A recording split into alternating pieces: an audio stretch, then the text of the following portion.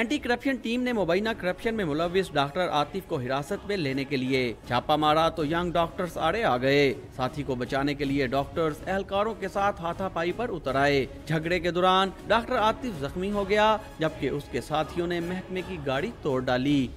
ना इनके पास कोई वारंट थे, ना इनके पास कोई लीगल डॉक्यूमेंट थे, ना इन्होंने कार्य सरकार में आकर बंदे गिरफ्तार करने की कोशिश की, ना एमएस डीएमएस इन्होंने कोई किसी तरह की कंसल्टेशन ली।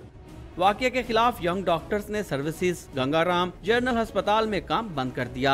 इमरजेंसी हो या आउटडोर, जहां देखें मरीज और उनके तीमारदार बेबसी की तस्वीर बने नजर आते हैं। ड्रामेबाजी हो रही सारी, जलील हम लोग गरीब लोग हो रहे हैं। इनका क्या जा रहा है? इनके तो सारे अपने वो प्राइवेट हॉस्पिटल में करवा ले होंगे। कोई दुबई चला जाएगा, कोई लंदन चला जाएगा। भाई को लेके आए न्याज बेग से, कोई नहीं उसका, कोई डॉक्टर उसको नहीं देख रहा। उसको क्या कह रहे हैं? कह रहे हैं आज वो स्ट्राइक है, आज नहीं देखना।